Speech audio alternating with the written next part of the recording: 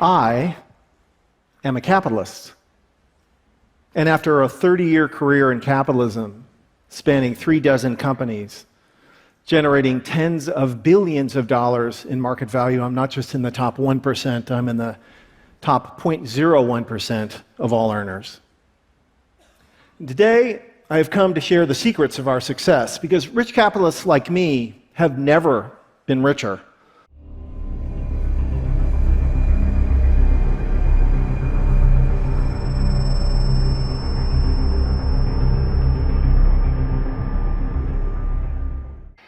Assalamualaikum warahmatullahi wabarakatuh. Perkenalkan, nama saya Febian Charmen. Kali ini saya bersama teman saya akan membahas mengenai kapitalisme. Kapitalisme itu sendiri apa ya? Yuk kita bahas melalui video berikut ini.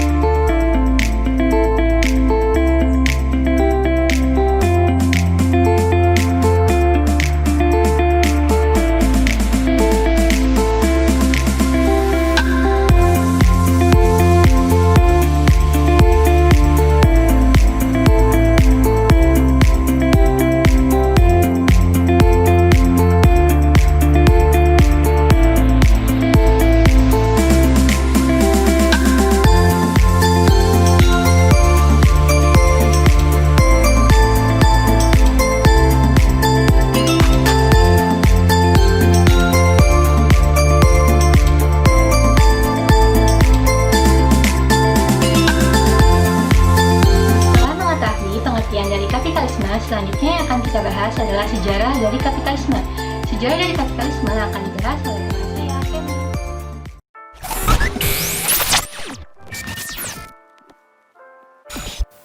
Terima kasih Feby atas pemaparan materinya. Dan kali ini kita akan memasuki story session atau sesi cerita. Dan cerita kali ini yang akan saya bahas adalah sejarah kapitalisme. Jadi saya akan membahas bagaimana kapitalisme itu muncul di dunia atau lahir lah sepertinya. Mari kita mulai ceritanya. Kapitalisme itu muncul di Eropa pada abad ke-16 dan secara sosiologis, paham kapitalisme itu berawal dari perjuangan kaum feodal. Dan kapitalisme itu awalnya itu untuk mensejahterakan kaum buruh. Nah, di sini Max Weber dalam karyanya mengungkapkan bahwa kemunculan kapitalisme itu erat sekali dengan semangat religius terutama kaum Protestan. Dan pendapat Weber ini didukung oleh Martin Luther King yang mengatakan bahwa lewat perbuatan dan karya yang lebih baik, manusia dapat menyelamatkan diri dari kutukan abadi. Dan ada tokoh lain juga yang bernama Benjamin Franklin dengan motonya yang sangat terkenal, yaitu time is money atau waktu itu adalah uang. Dan di sini dia juga menjelaskan bahwa manusia hidup untuk bekerja keras dan memupuk kekayaan. Menurut Dudley Dillard, sejarah kapitalisme ini melewati 3 fase, yaitu fase awal, klasik, dan lanjut. Dan di fase awal ini, atau kapitalisme awal, dimulai dari 1500 sampai 1750. Nah, kapitalisme ini lahir pada abad ke-16 dengan perkembangan perdagangan jarak jauh yang dilakukan oleh pusat-pusat kapitalisme dunia. Dan pada akhir abad pertengahan, industri yang sedang naik kayak gimana ya? Yang sedang tinggi-tingginya atau terbesar itu adalah industri sandang di Inggris. Nah, dia ini adalah industri yang terbesar di Eropa. Dan industri sandang ini yang dimiliki oleh Inggris ini merupakan pelopor dari munculnya paham kapitalisme. Dan ada beberapa faktor lingkungan yang mendorong munculnya kapitalisme. Yang pertama adalah dukungan agama bagi kerja keras dan sikap hemat. Yang kedua, pengaruh logam-logam mulia dari dunia baru terhadap perkembangan relatif pendapatan atas upah, laba, dan sewa. Dan yang ketiga adalah peranan negara dalam membantu dan secara langsung melakukan pembentukan modal dalam bentuk benda-benda modal aneka guna. Dan ada etika ekonomi yang diajarkan oleh Katolisme abad pertengahan menciptakan banyak hambatan bagi perkembangan kapitalis dan ideologis kapitalis. Kayak seperti di perkotaan, kayak pedagang kapitalis itu antar pedagang, terus lama-lama mereka berkembang jadi perdagangan umum. Dan di wilayah pedesaan itu masih cenderung kayak feodalistik. Nah, dalam hal ini, Russell mengemukakan ada 3 faktor yang menghambat kapitalisme di pedesaan atau wilayah-wilayah lainnya terkendala. Dan kendala ini adalah, yang pertama adalah tanah yang ada di situ hanya digunakan untuk bercocok tanam. Dan mengakibatkan hasil produksinya itu terbatas. Setelah itu, para petani atau buruh tani masih terikat dengan sistem ekonomi substansi. Lalu yang terakhir adalah hasil produksi yang diperoleh petani itu hanya sekedar digunakan untuk mencukupi kebutuhan pribadi. Nah, setelah itu, evolusi harga di dunia baru ini membawa dampak mendalam pada kapitalisme Eropa. Pada kelas-kelas ekonomis dan distribusi, pendapatan di Meksiko, Peru, dan Bolivia. Tinggi harga dan rendahnya upah mengakibatkan inflasi keuntungan yang pada akhirnya menyumbang pada membesarnya akumulasi modal. Lalu berlanjut pada fase yang kedua adalah kapitalisme klasik yang dimulai pada 1750 sampai 1914. Dan fase ini adalah di mana kapitalisme mulai masuk dan merupakan pergeseran dari perdagangan publik ke bidang industri. Dan fase ini ditandai dengan adanya revolusi industri yang berada di Inggris. Inggris pada fase ini mulai banyak menciptakan mesin-mesin yang besar dan sangat berguna untuk menunjang industrinya. Dan kapitalisme ini mulai menjadi penggerak kuat bagi perubahan teknologi karena akumulasi modal memungkinkan penggunaan penemuan baru yang tak mungkin dilakukan oleh masyarakat miskin. Lalu setelah itu, di fase ini mulai dikenal oleh tokoh bapak kapitalisme yaitu Adam Smith. Adam Smith bersama dengan bukunya yang terkenal dengan judul Wealth of Nation pada tahun 1776. Buku ini mencerminkan ideologi kapitalisme klasik. Salah satu poin ajarannya adalah laissez-faire dengan invisible hand-nya atau mekanisme pasar. Dan kebijaksanaan ini atau laissez-faire mencakup pula perdagangan bebas, keuangan yang kuat, anggaran belanja yang seimbang, dan bantuan kemiskinan minimum. Dan pada masa ini tidak ada konsep yang baru tentang masyarakat yang dapat menandingi peradaban kapitalisme. Jadi kapitalisme pada masa ini tuh sangat kuat gitu loh, kayak kental banget pokoknya. Lalu masuk ke fase yang terakhir atau fase yang ketiga, yaitu kapitalisme lanjut yang dimulai pada tahun 1914 sampai sekarang. Dan peristiwa besar yang menandai fase ini adalah terjadinya Perang Dunia Pertama. Dan kapitalisme lanjut ini memiliki peristiwa penting yang ditandai paling tidak 3 momentum. Yang pertama adalah pergeseran dominasi modal dari Eropa ke Amerika. Dan yang kedua adalah bangkitnya kesadaran bangsa-bangsa di Asia dan Afrika sebagai akses dari kapitalisme klasik yang kemudian memanifestasikan kesadaran itu dengan perlawanan. Lalu yang terakhir adalah revolusi Bolshevik Rusia yang berhasrat untuk meluluhlantakan institusi fundamental kapitalisme yang berupa kepemilikan secara individu atas penguasaan, sarana produksi, struktur kelas sosial, bentuk pemerintahan, dan kemapanan agama. Dan dari sana muncul ideologi sebagai tandingan kapitalisme yaitu komunisme. Setelah fase yang tadi saya jelaskan, ada juga tahap-tahap kapitalisme yang dikemukakan oleh Ivan Illich yang merupakan seorang filsuf dari Austria. Dan dia membagi tahap-tahap kapitalisme ini menjadi 3. Yang pertama adalah kapitalisme purba. Jadi kapitalisme ini merupakan tahapan awal pembentukan kapitalisme yang ditemukan dalam bibit-bibit pemikiran masyarakat feodal yang berkembang di Mesir, Yunani, dan Kekaisaran Roma. Para ahli sosial menamai kapitalisme purba ini dengan sebutan commercial capitalism. Jadi kapitalisme komersial ini berkembang ketika pada zaman itu perdagangan lintas suku dan kekaisaran sudah berkembang dan membutuhkan sistem ekonomi untuk menjamin fairness atau keadilan perdagangan gitu. Ekonomi yang dilakukan oleh para pedagang, tuan tanah, dan kaum rohaniawan. Dan perkembangan selanjutnya adalah perkembangan kapitalisme yang dikenal sebagai tata cara atau kode etik yang dipakai oleh kaum merkantilis. Dan tatanan ekonomi dan politik yang berkembang memerlukan hukum dan etika yang disusun dengan relatif mapan. Lalu tahapan selanjutnya adalah kapitalisme industri, dan pada tahapan ini sistem ekonomi itu mulai bergerak menjadi bagian dari perjuangan kelas menengah. Ditambah dengan rasionalisasi filosofi abad modern yang dimulai dengan era Renaissance dan humanisme, mulai menjalar juga ke bidang ekonomi. Dan tokoh yang berpengaruh adalah Thomas Hobbes dengan pandangannya, yaitu meletakkan sisi ajaran bahwa setiap orang secara ilmiah pasti akan mencari pemenuhan kebutuhan atas dirinya. Dan ada juga John Locke yang menekankan sisi liberalisme etis, bahwa manusia harus dihargai hak kepemilikannya secara personal. Dan juga Adam Smith dengan filsafat laissez-faire dalam prinsip pasar dan ekonomi.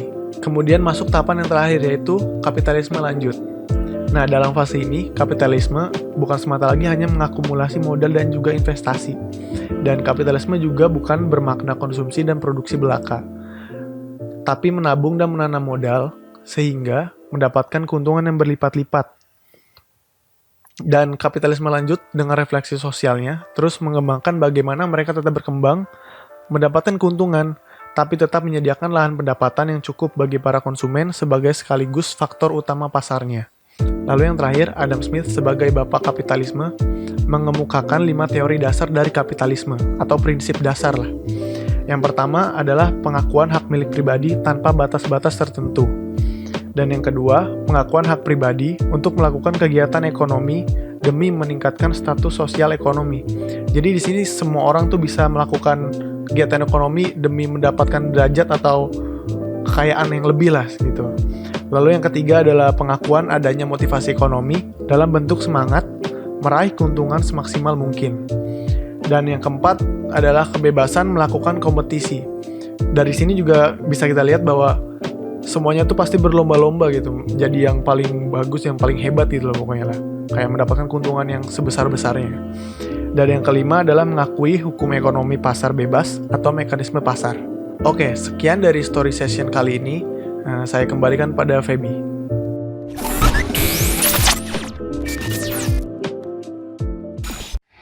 Bila kita berbicara tentang kapitalisme, tentu saja erat hubungan dengan sistem ekonominya, yaitu sistem ekonomi kapitalis. Video yang akan dibahas selanjutnya mengenai asumsi-asumsi dari kapitalisme, pilar-pilar dari sistem ekonomi kapitalis, dan kerangka dasar dari sistem ekonomi kapitalis. Yuk saksikan video berikut ini.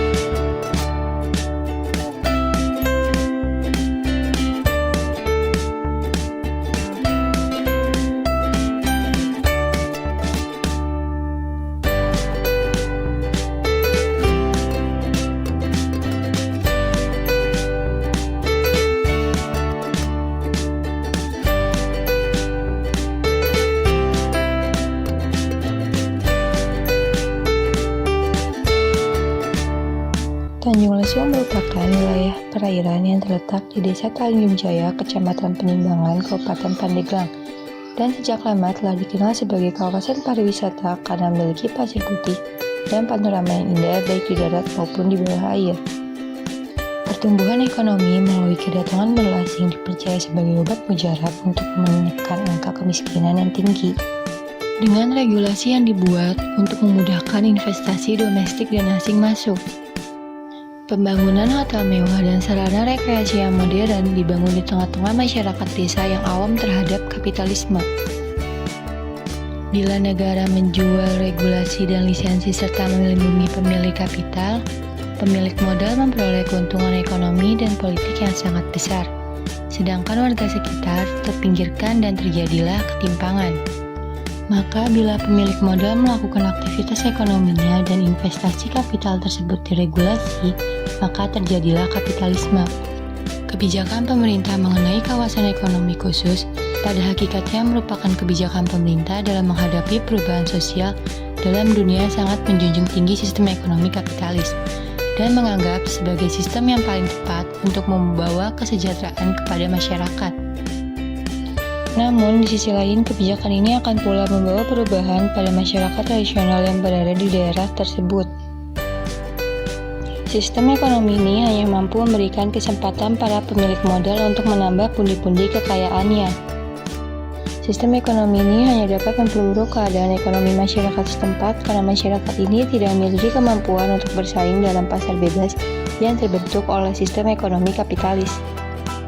Sehingga membuat masyarakat yang ada di kawasan ini pun hanya menjadi penonton saja.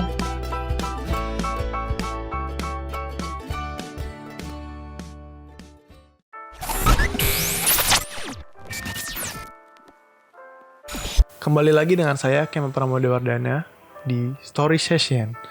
Dan kali ini saya akan membahas bagaimana sih eksistensi sistem ekonomi kapitalisme di Indonesia. Nah, mari kita mulai ceritanya. Jadi, jejak kapitalisme di Indonesia dapat ditelusuri ketika Indonesia memasuki masa pemerintahan Orde Baru. Dan pemerintahan Orde Baru itu dimulai sejak bulan Maret 1966. Dan orientasi pemerintahan Orba sangat bertolak belakang dengan era sebelumnya. Jadi kebijakan Orba ini lebih berpihak kepada Barat dan menjauhi ideologi sosialis. Dengan membaiknya politik Indonesia dengan negara-negara Barat, maka arus modal asing mulai masuk ke Indonesia, khususnya PMA atau penanaman modal asing. Dan hutang luar negeri mulai meningkat. Menjelang awal 1970-an, atas kerjasama dengan Bank Dunia, Dana Moneter Internasional atau IMF, dan Bank Pembangunan Asia atau ADB, dibentuk suatu konsorsium, yaitu Intergovernment Group on Indonesia atau IGGI, yang terdiri atas sejumlah negara industri maju termasuk Jepang, untuk membiayai pembangunan di Indonesia. Saat itulah Indonesia dianggap telah menggeser sistem ekonominya dari sosialisme lebih mengarah ke semi kapitalisme. Memasuki periode akhir 1980-an dan awal 1990-an, sistem ekonomi Indonesia ini terus mengalami pergeseran. Menilai kebijakan yang banyak ditempuh pemerintah, kita dapat menilai bahwa ada sebuah mainstream sistem ekonomi yang telah dipilih atau telah dipaksakan di negara kita.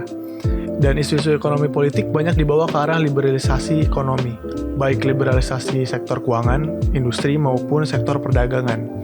Dan pihak swasta diharapkan berperan lebih besar karena pemerintah dianggap telah gagal dalam mengalokasikan sumber daya ekonomi untuk menjaga kesinambungan pertumbuhan ekonomi.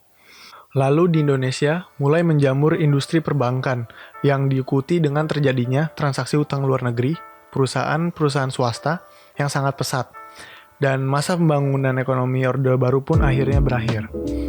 Puncak dari kegagalan dari pembangunan ekonomi Orba ini ditandai dengan melandanya krisis moneter yang diikuti dengan ambruknya seluruh sendi-sendi perekonomian Indonesia. Pasca krisis moneter, memasuki era reformasi, ternyata banyak kebijakan perekonomian Indonesia tidak bergeser sedikit pun dari pola sebelumnya, bahkan semakin liberal.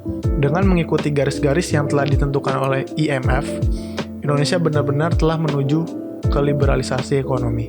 Berdasarkan simpulan di atas, dapat dikatakan bahwa kapitalis Indonesia masih berlangsung sampai saat ini karena ada beberapa faktor yang tetap dilaksanakan oleh pemerintah, seperti dihapuskannya berbagai subsidi oleh pemerintah secara bertahap. Berarti harga dari barang-barang strategis yang selama ini penentuannya ditentukan oleh pemerintah, selanjutnya secara berangsur diserahkan sepenuhnya pada mekanisme pasar. Lalu nilai kurs rupiah diambangkan secara bebas atau floating rate. Sesuai dengan kesepakatan dalam LOL dengan pihak IMF, penentuan nilai kurs rupiah tidak boleh dipatok dengan kurs tetap atau fixed rate. Dengan kata lain, besarnya nilai kurs rupiah harus dikembalikan pada mekanisme pasar. Lalu, privatisasi BUMN. Salah satu ciri ekonomi liberal adalah semakin kecilnya peran pemerintah dalam ekonomi. Termasuk di dalamnya adalah kepemilikan aset-aset produksi.